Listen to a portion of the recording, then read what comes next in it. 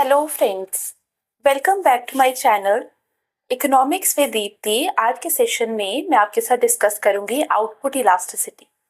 देखिए, output elasticity के concept के बारे में बात करें, सबसे पहले हमें पता होना चाहिए कि आउटपुट इलास्टिसिटी होती क्या है। दूसरी चीज, यहाँ से जब हम कॉप डॉगलस प्रोडक्शन फंक्शन करेंगे तो उसके बेसिस पे मैं आपके साथ यहाँ से क्वेश्चन डिस्कस करूंगी, जिसमें हम लोग देखेंगे इस कॉन्सेप्ट को यूज करके हमारे पीवाईक्यूज निकल रहे हैं। नेट में जो पीवाईक्यू आता है कॉप डॉगलस से, उसमें हमारा आउटपुट इलास्टिसिटी का कॉन्सेप्ट यूज होता है, तो वहां पे भी हम देखेंगे। अगर आपको वो क्लास देखनी होगी तो चैनल में नीचे ज्वाइन बटन दिया हुआ है, आप वहां जाकर क्लिक कर सकते हैं। मेंबरशिप एक्सक्लूसिव क्लास रहेगी पीवाईक्यू के रिलेटेड, तो आप वहां जाकर ज्वाइन कर सकते हैं। नाउ स्टार्ट करते हैं। हमारा कॉन्सेप्ट है आउटपुट इलास्टिसिटी। हम लोगों ने प्रोडक्शन फंक्शन पढ़ा। प्रोडक्शन फंक्शन में मैंने आपको क्या बताया, हम किसके बीच का रिलेशन पढ़ते हैं, आउटपुट का रिलेशन पढ़ते हैं। किसके साथ पढ़ते हैं, इनपुट्स के साथ, लेबर और कैपिटल। हमें पता है कि जब भी हमें प्रोडक्शन करना है तो प्रोडक्शन करने के लिए we need labour, we need capital, सबको पता है। तो हमने लेट्स से अगर मुझे ये मार्कर बनाना है, मुझे मार्कर बनाने के लिए मशीन भी लगेगी, मुझे लेबर भी लगेगा। अब मेरे को मार्कर बनाना है, मैं ये देखना चाहती हूँ कि मेरा आउटपुट में किसकी वजह से ज्यादा चेंज आता है, अगर मैं लेबर को बढ़ाऊं या कैपिटल को बढ़ाऊं।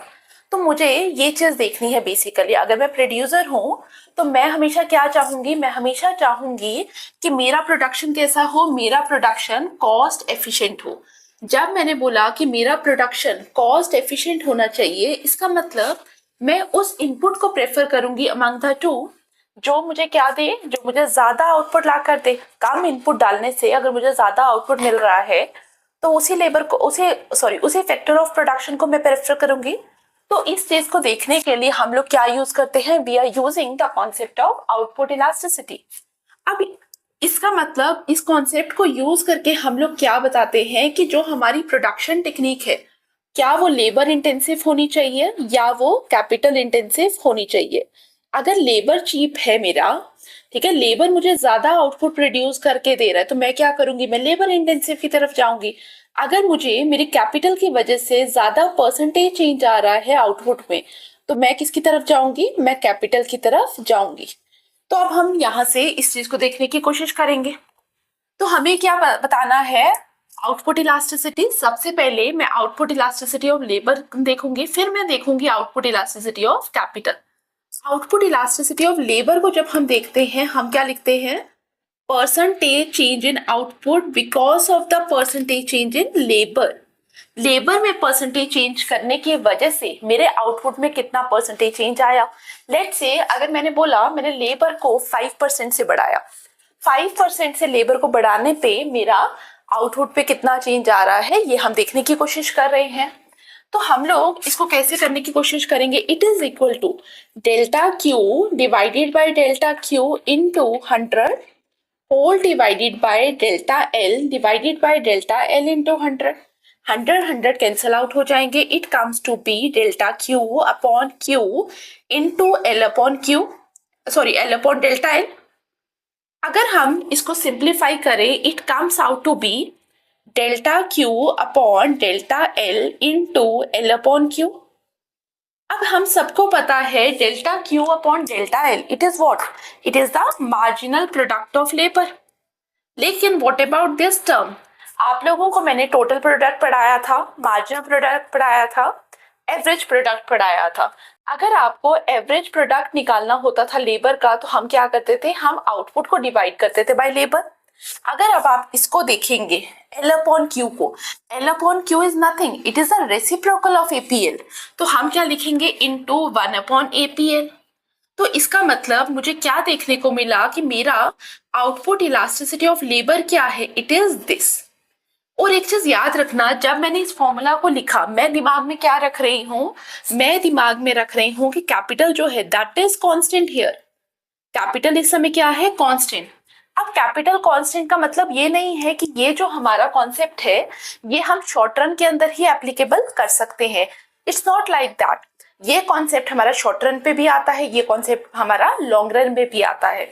लेकिन मैंने जब कैपिटल को कांस्टेंट रखा है, इसका मतलब क्या है? इसका मतलब है मैं सिर्फ और सिर्फ लेबर की वजह से आउटपुट कितना बढ़ रहा है वो देखना चाह रही हूँ।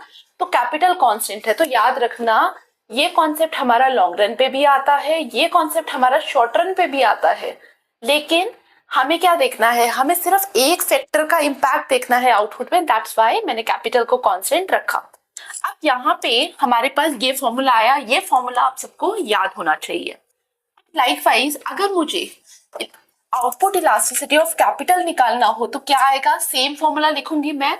फर्क क्या है? Percentage change in capital divided by percentage change in output divided by percentage change in capital. और जब मैं इसको पूरा इस प्रोसेस से सॉल्व करूंगी, आप लोग सॉल्व करेंगे आ जाकर, तो मेरे पास आएगा marginal product of capital divided by average product of capital. तो हमारे पास दोनों चीजें आ गई। क्लियर? फॉर्मूला सबको समझ आया किस तरीके से हमें डिराइव करना था? फॉर्मूला तो आपको पता चल गया। अब हम इसके आउटपुट इलास्टिसिटी ऑफ लेबर को यूज करके थोड़ा सा और समझने की कोशिश करेंगे कॉन्सेप्ट को।